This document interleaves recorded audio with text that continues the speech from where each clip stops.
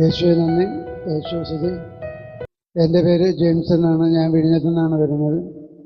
ഇതെൻ്റെ 5ാമത്തെ ധ്യാനമാണ്.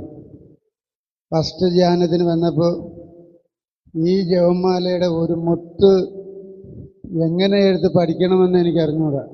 പക്ഷേ വായിക്കാൻ അറിഞ്ഞുകൂടാത്ത എൻ്റെ ഭാര്യ ആ കാർഡ് നോക്കി അവളങ്ങ് പ്രാർത്ഥിച്ചു. പക്ഷേ എനിക്ക് വായിക്കാൻ അറിയാമായിരുന്നിട്ടും എനിക്കിതിലൊരു മുത്തെടുത്ത് എനിക്ക് പഠിക്കാൻ പറ്റുന്നില്ല. അത് ഭയങ്കര പ്രയാസമായിരുന്നു. അപ്പോൾ പിറ്റാമത്തെ മാസം ധ്യാനത്തിന് വന്നുകൊണ്ട് ഞാൻ ചാൾസ് ബ്രദറെ കണ്ടുകൊണ്ട് പറഞ്ഞ, ബ്രദറെ എനിക്ക് ഈ പ്രാർത്ഥന എങ്ങനെ ഞാൻ പഠിച്ചിട്ട് എനിക്ക് പഠിക്കാൻ പറ്റുന്നില്ല, കാർഡ് നോക്കി വായിച്ചിട്ട് എനിക്ക് പഠിക്കാൻ പറ്റുന്നില്ല. അപ്പം ബ്രദർ, എനിക്ക് ഈ പ്രാർത്ഥന എന്ന് പറയുന്നത്, ഈ പ്രാർത്ഥന പഠിക്കാൻ ഭയങ്കര തീക്ഷ്ണതയായിട്ടിരിക്കുന്നു. എനിക്ക് ബ്രദർ ഒന്ന് എനിക്ക് വേണ്ടി പ്രാർത്ഥിക്കണമെന്ന് പറഞ്ഞു. അപ്പോൾ ഇവിടെ വെച്ച് ബ്രദർ എൻ്റെ തലയിൽ കൈവച്ച് പ്രാർത്ഥിച്ച് ബ്രദർ അങ്ങോട്ട് ഇറങ്ങിപ്പോയി. അപ്പോൾ എൻ്റെ അടുത്ത് ആരോ പറയുന്നതാണെങ്കിൽ എനിക്ക് പെട്ടെന്നൊരു കൊന്ത വാങ്ങിക്കണം. കൊന്തയും വാങ്ങിച്ചുകൊണ്ട് പൊന്ന് സഹോദരങ്ങളെ ഞാൻ താണ്ട് ഇവിടെ തന്നെ വന്ന് നിന്നെ ഇപ്പോൾ ആരാണ് എന്നെ പഠിപ്പിച്ചതെന്ന് അറിഞ്ഞൂടെ. ഒരു 10-15 ജപമാല ഒരു 25-30 മിനിറ്റിനുള്ളിൽ ഒരു 10-15 ജപമാല ഞാൻ അങ്ങ് പഠിച്ചു. ഞാൻ അന്ന് അത്ഭുതമായി പോലെ ഇത് ആരാണ് എന്നെ പഠിപ്പിച്ചതെന്ന് പറഞ്ഞുകൊണ്ട് ഞാൻ ആലോചിച്ചു. അങ്ങനെ ഇരുന്ന് ഈ ജപമാലയെ സംബന്ധിച്ച് ഞാൻ എവിടെ പോയാലും, ഞാൻ ഒരു ബസ്സിലിരുന്നാലും ഈ ജപമാല എൻ്റെ കയ്യിലുണ്ട്. രക്തക്കണ്ണീർ ജപമാല എൻ്റെ കയ്യിൽ കാണും. പിന്നെ അതേപോലെ ഞാൻ പണിക്ക് പോയാലും ഈ യേശുവിൻ്റെ സംരക്ഷണ പ്രാർത്ഥനയും മാതാവിൻ്റെ സംരക്ഷണ പ്രാർത്ഥനയും പഠിച്ച്, ക്രൂശിതനായ ഈശോയുടെ പ്രാർത്ഥനയും പഠിച്ചുകൊണ്ട് ഞാൻ കടലിൽ പോകും. കടലിൽ പോയാൽ എൻ്റെ വിരലെന്നെയാണ് ഞാൻ ഈ പ്രാർത്ഥന പഠിച്ചുകൊണ്ട് പോകും. ഈ രക്തക്കണ്ണീർ ജപമാല കൊണ്ടുപോകില്ല. അപ്പം കൈ എണ്ണയാണ് ഞാൻ പഠിക്കുന്നത്. അങ്ങനെ ഇരുന്ന് എനിക്ക് 27-ാം തീയതി 26-ാം തീയതി ഞാൻ ചേച്ചിയുടെ വീട്ടിൽ പോയിരുന്നു. അപ്പോൾ ചേച്ചി ഇങ്ങോട്ട് വിട്ടില്ല. എന്നിട്ട് 27-ാം തീയതി എനിക്ക് അന്ന് ഭയങ്കര ശ്വാസം വിട്ടു. ശ്വാസം ഇങ്ങോട്ട് എടുത്ത് നമുക്ക് ഒന്നും ചെയ്യാൻ പറ്റില്ല, ഭയങ്കര ഇതാണ്. അങ്ങനെ ഇരുന്നപ്പോൾ ചേച്ചി പറഞ്ഞു, പിറ്റേന്ന് 27-ാം തീയതി ആയി, ചേച്ചി പറഞ്ഞു നീ പോവണ്ട, നീ ഇവിടെ നില്ല്. അപ്പം ഞാൻ പറഞ്ഞു ഇല്ല ചേച്ചി, എനിക്ക് അവിടെ ഒരു വീടുണ്ടല്ലോ, എനിക്ക് അവിടെ പോയി ഒരു കൊന്ത പഠിക്കണ്ടേ എന്ന് ഈ വയ്യാതെ ഇരുന്നിട്ട് എനിക്ക് പ്രാർത്ഥനയോടുള്ള തൃഷ്ണതയിൽ ഞാൻ ചേച്ചിയുടെ അടുത്ത് പറഞ്ഞിട്ട് എൻ്റെ വൈഫിനെയും വിളിച്ചുകൊണ്ട് ഞാൻ വീട്ടിൽ പോയി അന്ന് ഞാൻ പ്രാർത്ഥിച്ചുകൊണ്ട് ഞാൻ കിടക്കുന്നു. 27-ാം തീയതി രാത്രിയാണ്.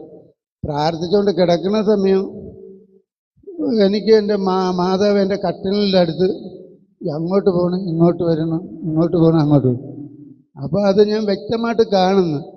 എന്നിട്ട് ഞാൻ ചാടി എണീച്ചപ്പോൾ കാണാൻ കിട്ടില്ല. പിന്നെയും ഞാൻ കിടന്ന പിന്നെയും ഇത് തന്നെ കാണിക്കുന്നു. പിന്നെ എങ്ങനെയോ കുറച്ചു നേരം കഴിഞ്ഞപ്പോൾ ഉറക്കം പിടിച്ചു. പിന്നീട് നേരം വെളുത്ത് ഞാൻ പള്ളിയിൽ പോയി പൂജയെല്ലാം കണ്ട് കുർബാന എടുത്ത് തിരിച്ച് ഞാൻ വന്നിട്ട് പ്രാർത്ഥന പഠിച്ചു. അന്നേരം ഒന്നും ഇല്ലായിരുന്നു. അത് പ്രാർത്ഥന പഠിച്ച് നിർത്തിയിട്ട് പിന്നെ ഒരു 11 മണിയായപ്പോൾ പിന്നെയും പ്രാർത്ഥിക്കാൻ തുടങ്ങി. അന്നേരം 11 മണിക്ക് പഠിച്ചുകൊണ്ടിരുന്ന സമയമാണ് എനിക്കൊരു പ്രേരണ. ആരോ പറയുന്നു 1000 ജപമാല പഠിച്ച് തരുമോ എന്ന്. അപ്പം ഞാൻ പെട്ടെന്ന് പേടിച്ചു പോയി. ഞാൻ ആദ്യമായിട്ട് കേട്ട സ്വരമായതുകൊണ്ട് എനിക്ക് പെട്ടെന്ന് പേടിച്ചു. അപ്പോഴേ തന്നെ ഞാൻ പ്രാർത്ഥന നിർത്തി വെച്ചുകൊണ്ട് ചാൾസ് ബ്രദറിനെ വിളിച്ച് കിട്ടിയില്ല, ജീൻസ് ബ്രദറെ വിളിച്ച് കിട്ടിയില്ല. അങ്ങനെ ഇരുന്നപ്പോൾ നമ്മുടെ ആൻമേരിയുടെ നമ്പറുണ്ടായിരുന്നു. ഞാൻ വിളിച്ചുകൊണ്ട് പറഞ്ഞു, മോളെ ഇങ്ങനെയാണ് അങ്കിളിനൊരു സന്ദേശം തന്നിരിക്കുന്നത്. അപ്പം മോൾ എൻ്റെ അടുത്ത് ചോദിക്കുന്നത് അങ്കിൾ എന്താണ് തിരിച്ചു പറഞ്ഞത്. അപ്പം ഞാൻ പറഞ്ഞു, മോളെ ഞാൻ ഒന്നും പറഞ്ഞില്ല, ഇത് ആദ്യമായിട്ട് കേട്ടത് കൊണ്ട് അങ്കിളിന് മനസ്സിനകത്തൊരു പ്രയാസമുണ്ട്.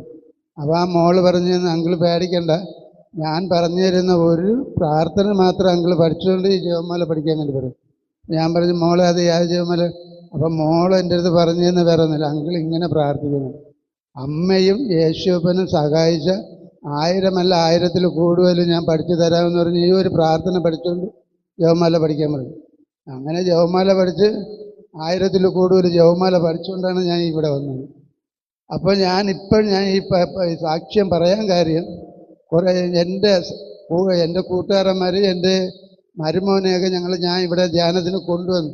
അവരിത്തിരി കുടിക്കുന്നവരാണ്. അപ്പം അതുകൊണ്ടാണ് ഞാൻ ഈ സാക്ഷ്യം ഇന്ന് പറയാൻ വേണ്ടി ഇവിടെ വന്നത്. ഈ ഞാൻ പറയുന്നത് പൊന്നു കൂട്ടുകാരന്മാരെ, പൊന്നു മോനെ, നിങ്ങൾ പോകുന്നിടത്ത് ഈ ജപമാല ഉണ്ടെങ്കിൽ ഒരു പിശാച് ശക്തിയും നിങ്ങളെ ഉണ്ടാവില്ല. നിങ്ങൾ ആര് കുടിക്കാൻ വിളിച്ചാലും തന്നെ നിങ്ങൾക്ക് കുടിക്കാൻ തോന്നൂല. അമ്മ കുടിക്കാൻ നിങ്ങൾക്ക് മനസ്സ് തരൂല. അതുകൊണ്ട് നിങ്ങളുടെ അടുത്ത് ഞാൻ പറയുന്നു, ഈ ജപമാല നിങ്ങൾ എവിടെ പോയാലും നിങ്ങളുടെ പോക്കറ്റിൽ ഇട്ടുകൊണ്ട് പോകണം. ഈ ജപമാലയെ പറ്റി നിങ്ങൾ ജപമാല തീക്ഷ്ണതയോടെ പഠിക്കാൻ വിചാരിച്ചാൽ അമ്മ പഠിപ്പിക്കും, നിങ്ങൾ പഠിക്കും. പിന്നെ നിങ്ങൾക്കൊരു ദുശ്ശീലം ചെയ്യാൻ പറ്റില്ല. യേശുവെ നന്ദി, യേശുവെ സ്തുതി, യേശുവെ ആരാധന, ഇതെല്ലാം തന്നെ എൻ്റെ അമ്മയ്ക്ക് യേശുവിന് 1000 നന്ദിയും സ്തുതിയും അർപ്പിക്കുന്നു. പരിശുദ്ധ അമ്മയുടെ രക്തക്കണ്ണുനീർ ജപമാല വഴി ഉണ്ടായ വലിയ ദൈവാനുഭവമാണ് ഈ സഹോദരൻ പറഞ്ഞത്. പ്രത്യേകിച്ച് 1000-ൽ കൂടുതൽ രക്തക്കണ്ണി ജപമാല ഈ പ്രായത്തിൽ ഈ അപ്പത്തിന് ചെല്ലാൻ പറ്റുമെങ്കിൽ പ്രിയപ്പെട്ടവരെ, നമുക്കും ഇതുപോലെ ചൊല്ലി ഒരുങ്ങുമ്പോഴാണ് ഈ കൃപയിലേക്ക് വരാനായിട്ട് സാധിക്കുന്നത്. ഹല്ലേലൂയ. ദൈവം നൽകിയ അനുഗ്രഹത്തിന് ഇന്ന് കരങ്ങളടിച്ച് ദൈവത്തെ മഹത്വപ്പെടുത്തിക്കേ. Price the Lord. എൻ്റെ പേര് ഷീജ മേരി, ഞാൻ കൊല്ലത്ത് നിന്ന് വരുന്നു. കഴിഞ്ഞ മാസം ഞാനിവിടെ ആദ്യം തന്നെ അമ്മയ്ക്കും ഈശോയ്ക്കും നന്ദി പറയുന്നു. കഴിഞ്ഞ മാസം ഞാനിവിടെ വന്നപ്പോൾ ആദ്യമായിട്ട് വൈകുന്നേരം ആയപ്പോഴത്തേക്ക് ബ്രദർ ക്ലാസ് ആരംഭിച്ച് രക്തക്കണ്ണീർ ജപമാലയെക്കുറിച്ചാണ് പറയാൻ തുടങ്ങിയത്. പക്ഷേ രക്തക്കണ്ണീർ ജപമാല ഞാൻ ചൊല്ലത്തില്ല എന്നുള്ള ഒരു ഇതിലാണ്, സഹനം കൂടുതലാണെന്നാണ് എൻ്റെ അറിവ്. അതുകൊണ്ട് അന്ന് ക്ലാസ് എടുത്തിട്ട് ഞാൻ ജപമാല വാങ്ങിച്ചില്ല. എൻ്റെ കൂടെ വന്ന എല്ലാവരും ജപമാല മേടിച്ചു. പിറ്റേന്ന് രാവിലെ ഈ ക്ലാസ് വീണ്ടും എടുത്തു. അന്നേരവും ഞാൻ പറഞ്ഞു, അപ്പം ഞാനിവിടെ സംശയങ്ങൾ ചോദിച്ചു. സഹനം കൂടുതലാണ് ബ്രദർ, അതുകൊണ്ട് എനിക്ക് വേണ്ട എന്ന് പറഞ്ഞു. അപ്പം ബ്രദർ വീണ്ടും ക്ലാസ് എടുത്തപ്പോഴും ഞാനത് മേടിക്കാൻ തയ്യാറായില്ല. ഭക്ഷണശാലയെ വെച്ച് കഴിച്ചിട്ട് പ്ലേറ്റ് കറങ്ങി ഇരുന്നപ്പോഴത്തേന് പരിശുദ്ധ അമ്മ മാതാവ് എന്നോട് സംസാരിച്ച്, നീ എന്തുകൊണ്ടാണ് ഈ ജപമാല വാങ്ങാത്തത്? ഞാൻ പറഞ്ഞു, മാതാവേ, എനിക്ക് ഒരുപാട് വേദനയുണ്ട്, ഒരുപാട് വേദനയിൽ കൂടെ വന്ന ഒരു മകളാണ്. ഈ നിമിഷം ഇവിടെ നിൽക്കുമ്പോഴും ഞാൻ വേദന അനുഭവിച്ചുകൊണ്ട് എനിക്ക് പറ്റത്തില്ല മാതാവേന്ന് ഞാൻ പരിശുദ്ധ അമ്മയോട് പറഞ്ഞു. ഇല്ല, നീ രക്തക്കണ്ണീർ ജപമാല നീ ചൊല്ലണം. എനിക്ക് കാണിച്ചു തന്നത് റെഡാണ്, ഇവരുടെ കയ്യിലൊക്കെ ഇരുന്നത് നീലയാണ് ഞാൻ കണ്ടത്. ഞാൻ കറക്റ്റായിട്ട് അത് മനസ്സിൽ വെച്ചുകൊണ്ട് ഞാൻ ജപമാല എടുക്കുമ്പോൾ ഈ ബ്രദർ എനിക്ക് റെഡ് കളർ തന്നെയാണ് എടുത്തു തന്നത്. ഞാനത് വാങ്ങിച്ചു. അപ്പം അതിനു മുമ്പ് ഈ ജപമാല ചൊല്ലുന്നതിന് നമുക്ക് എന്തെങ്കിലും അസ്വസ്ഥതയുണ്ടെങ്കിൽ തലവേദനയൊക്കെ അനുഭവപ്പെടുമെന്ന് പറഞ്ഞിട്ടുണ്ടായിരുന്നു. പക്ഷെ ഞാൻ ചൊല്ലാനിരുന്നപ്പോഴത്തേക്ക് എനിക്കൊരു അസ്വസ്ഥതയോ കാരണങ്ങളോ ഒന്നും തന്നെ വന്നില്ല. അത് പരീക്ഷിക്കാൻ വേണ്ടി വേറൊരു വീട്ടിൽ പോയി ഞാൻ ജപമാല ചൊല്ലി. പക്ഷെ എനിക്ക് ഭയങ്കര തലവേദന, അവിടെ ഇരുന്ന് എനിക്ക് ചൊല്ലാൻ പറ്റിയില്ല. തല പെരുത്ത് കറങ്ങുന്നു. ഞാൻ തിരിച്ച് വീണ്ടും എൻ്റെ വീട്ടിൽ ഓടി വന്ന് ചൊല്ലിയപ്പം എനിക്കൊരു പ്രശ്നവുമില്ല. അപ്പം ഈ കഴിഞ്ഞ ധ്യാനത്തിന് വരുന്ന തൊട്ട് 2 മാസം മുമ്പ് എൻ്റെ ബ്രദറിന് പനി വന്ന് 2 ഷോൾഡറും എടുക്കാൻ പറ്റത്തില്ലായിരുന്നു. ഒരു ചെമ്പ് വെള്ളം പോലും കൈകൊണ്ട് എടുത്ത് വെക്കാൻ പറ്റത്തില്ലായിരുന്നു. അപ്പം അവൻ പറഞ്ഞു, ചേച്ചി എനിക്കിനി ഇപ്പം ഈ കഴിഞ്ഞ മാസം ധ്യാനം കഴിഞ്ഞ് വീട്ടിൽ പോയപ്പം അവൻ പറഞ്ഞു, ചേച്ചി എനിക്കിനി ജോലി ചെയ്യാൻ പറ്റത്തില്ലല്ലോ ചേച്ചി, എനിക്ക് ഒരു ഗ്ലാസ് വെള്ളം തൊക്കിയെടുക്കാൻ പറ്റുന്നില്ല. എൻ്റെ ഭാര്യയ്ക്കും അത് തന്നെയാണ് പ്രശ്നം. അപ്പം ഞാൻ പറഞ്ഞു, എൻ്റെ പൊന്നീശോയെ, അവന് 2 കൊച്ചു കുഞ്ഞുങ്ങളാണ്. അപ്പം ഇത് എങ്ങനെയാണ് ശരിയാവുന്നത്? ഞാൻ പറഞ്ഞൊരു കാര്യം ചെയ്യ്, നീ ഒരു ദിവസം സമയം കിട്ടുമ്പോഴത്തേക്കും രക്തക്കണ്ണീർ ജപമാല ചൊല്ലുന്ന സമയത്ത് നീ വീട്ടിൽ വാ. അപ്പം എനിക്ക് അതും വലിയ കാര്യമായിട്ട് ഞാൻ പറയുന്നു, ഈശോയെ അമ്മ മാതാവേ, ഞാൻ പ്രാർത്ഥിക്കുമ്പോൾ അത് ചൊല്ലുമ്പോൾ എനിക്ക് നാണക്കേടാവരുത്. അങ്ങനെ അവൻ വന്നിരുന്നു. ഒരു ദിവസം എനിക്ക് ചൊല്ലിത്താ ചേച്ചി എന്ന് പറഞ്ഞു. അപ്പം അവൻ അവിടെ ഇരിക്കുന്നു. ഞാൻ രക്തക്കണ്ണീർ ജപമാല ഇങ്ങനെ പിടിച്ചിട്ട് അവൻ്റെ ഷോൾഡറിൽ ഇങ്ങനെ ഇട്ടിട്ടാണ് ഓരോന്ന് എടുത്തെടുത്തെടുത്ത് ഞാൻ ചൊല്ലിക്കൊണ്ടിരുന്നത്. പിറ്റേന്ന് രാവിലെ ഒന്ന്, ചേച്ചി എൻ്റെ 2 ഷോൾഡറും ഒരു കുഴപ്പമില്ല, എനിക്കവിടെ സുഖപ്പെട്ട്. അപ്പം എൻ്റെ അമ്മയ്ക്കാണെങ്കിൽ വലത് കയ്യിൽ ഇവിടം തൊട്ട് ഇങ്ങനെ കല്ലിച്ചിരിക്കുകയായിരുന്നു. അപ്പം ഇത് കണ്ട് എൻ്റെ അമ്മ പറഞ്ഞു, ഡീ മോളെ, നീ എനിക്കും പ്രാർത്ഥിച്ചതാ. ഞാൻ പറഞ്ഞു, ശരി അമ്മ, 2 ദിവസം കഴിയട്ടെ. ഇല്ല, എനിക്ക് ഒട്ടും വയ്യ, നീ പ്രാർത്ഥിക്കുക. അങ്ങനെ ഞാൻ പറഞ്ഞ, അമ്മച്ചി ഇവിടെ വന്നിരിക്കുക. അങ്ങനെ ഞാൻ ചൊല്ലാൻ തുടങ്ങി. ഇതുപോലെ തന്നെയാണ് ഷോൾഡറിൽ ഇട്ട് ഓരോന്നിങ്ങനെ പഠിച്ച് അങ്ങനെ കൊണ്ടുവന്നപ്പം പിറ്റേന്ന് എഴുന്നേറ്റപ്പോൾ എൻ്റെ അമ്മയ്ക്ക് ഒരു കുഴപ്പമില്ല. അതിന് നന്ദിയുണ്ട്. പിന്നീട് ഞങ്ങൾ 3 പേരും കൂടെയാണ് ധ്യാനത്തിന് വരാനിരുന്നത്, 3 പേര്.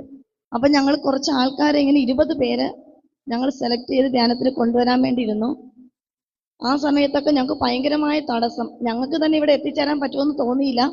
ഞങ്ങൾ വിളിച്ചവരെല്ലാം കറക്റ്റ് സമയത്ത് വരാൻ ഓക്കെ പറഞ്ഞ്. പിന്നെ ഇതിനൊക്കെ ഒരാൾ വണ്ടിയിൽ നിന്ന് വീണു. അങ്ങനെ പല പ്രശ്നം വന്ന് പലരും മാറുകയാണ് ഉണ്ടായത്. പെട്ടെന്ന് റോസിക്കും വരാൻ പറ്റാത്തതുകൊണ്ട് എനിക്ക് ഭയങ്കര വിഷമമായി. ഞങ്ങൾ 3 പേരും ഒന്നിച്ച് പോയതല്ലേ. ഞാൻ പറഞ്ഞു, റോസി എങ്ങനെയെങ്കിലും ഞാൻ ബ്രദറിനെ വിളിച്ച് പ്രാർത്ഥിക്കാൻ പറഞ്ഞു. ബ്രദറെ, ഞങ്ങൾക്ക് തടസ്സം നേരിട്ടോണ്ട് നിൽക്കുന്നു, നിങ്ങൾ ഞങ്ങൾക്ക് വേണ്ടി പ്രാർത്ഥിച്ചേ പറ്റത്തുള്ളൂ, അവിടെ വന്ന് എത്താൻ പറ്റുമെന്ന് തോന്നുന്നില്ല. ബ്രദർ പറഞ്ഞു, ഞാൻ പ്രാർത്ഥിച്ചേക്കാമെന്ന് പറഞ്ഞു. അങ്ങനെ റോസി സമ്മതിച്ചു. പിറ്റേന്ന് ധ്യാനത്തിൻ്റെ ദിവസം തലേന്നായപ്പോഴത്തേക്ക് റോസിൻ്റെ ഹസ്ബൻഡിനും 2 കാലും ഭയങ്കര നീര്, ഒരു സ്റ്റെപ്പ് എടുത്ത് വെക്കാൻ വയ്യ. അവിടെ വീണ്ടും തടസ്സം വന്നു. ഞാൻ മാതാവേ, ഇതൊരു പരീക്ഷണമാണല്ലോ, റോസിന് ഷീജെ എനിക്ക് വരാൻ പറ്റത്തില്ല. ഞാൻ പറഞ്ഞു അയ്യോ അതെങ്ങനെ ശരിയാകും. ഞാൻ പറഞ്ഞ അപ്പം അന്ന് എൻ്റെ മനസ്സിൽ പറഞ്ഞു തരുന്നു, നീ ചെന്ന് പ്രാർത്ഥിക്ക്, ജപമാല കൊണ്ടുപോയി പ്രാർത്ഥിക്കുക. ഞാൻ പറഞ്ഞ റോസി അപ്പം എനിക്ക് ഞാൻ ഡ്യൂട്ടിയിലായിരുന്നു, ഹോസ്പിറ്റൽ ഡ്യൂട്ടിയാണ്, 4 മണി കഴിഞ്ഞ് വരാൻ പറ്റൂ. ഞാൻ പറഞ്ഞ 5 മണിക്ക് പ്രാർത്ഥന ഒരുക്ക് റോസി, എൻ്റെ മനസ്സിങ്ങനെ പറയുന്നു ഞാൻ അവിടെ വരാം. അങ്ങനെ നേരെ വീട്ടിൽ ഹോസ്പിറ്റൽ ഡ്യൂട്ടിയും കഴിഞ്ഞ് ഞാൻ 5-6 മണിയിടയ്ക്ക് അവരെ വീട്ടിൽ പോയി. അവരുടെ ഹസ്ബൻഡ് അവിടെ ഇരുന്ന്. ഞാൻ പറഞ്ഞു വിനോദേ ഇവിടെ ഇരുന്നോ, ഞാൻ ജപമാല ചൊല്ലാൻ പോകുന്നു, എൻ്റെ കൂടെ ജപമാല റോസിയും വിനോദും കൂടെ ചൊല്ലണേന്ന് പറഞ്ഞു. ഈ ജപമാല ആ 2 കാല് നീരുള്ളിടത്ത് ഇങ്ങനെ ഇട്ട് തന്നെയാണ് ഞാൻ അവിടെയും പ്രാർത്ഥിച്ചത്. പക്ഷേ പിറ്റേന്ന് തന്നെ അത് സുഖം പ്രാപിക്കാൻ തുടങ്ങി. ഇന്നലെ ഇപ്പൊ പരിപൂർണ സുഖം വിനോദിന് കിട്ടി. അതുകൊണ്ട് ഈ ജപമാല ഒരു അശുദ്ധ ശക്തിക്ക് പോലും നമ്മളെ ഒന്നും ചെയ്യാൻ പറ്റത്തില്ല എന്നുള്ളത് 100% ഉറപ്പായി. ഒരുപാട് അശുദ്ധ ശക്തികൾ ഞങ്ങൾ നേരിട്ട് അവരുമായിട്ടൊരു പോരാട്ടത്തിൽ പോലെ എന്നിട്ട് പോലും ഞങ്ങളെ രക്ഷിക്കാൻ വേണ്ടി അമ്മ മാതാവ് ഞങ്ങളുടെ കൂടെ ഉണ്ടെന്നുള്ള വിശ്വാസം 100% ഉറപ്പായി. ഈ ജപമാലയ്ക്ക് ഇത്ര ശക്തിയാണെന്നുള്ളത് അമ്മ വഴി ഈ ബ്രദറിലൂടെ എനിക്ക് മനസ്സിലാക്കി തന്ന്. ഈശോയെ നന്ദി, ഈശോയെ സ്തോത്രം. Praise the Lord. പരിശുദ്ധമ്മയുടെ രക്തക്കണ്ണീർജപമാല വഴിയുള്ള ഒത്തിരി രോഗശാന്തികളും അനുഗ്രഹങ്ങളുമാണ് ഇവിടെ പറഞ്ഞത്. ഇതുപോലെ നിങ്ങളും ചെല്ലുക, വലിയ അനുഗ്രഹമാണ് തന്നത്. നന്ദി പറയുന്ന കരങ്ങളടിച്ചേ യേശുവേ. Price the Lord.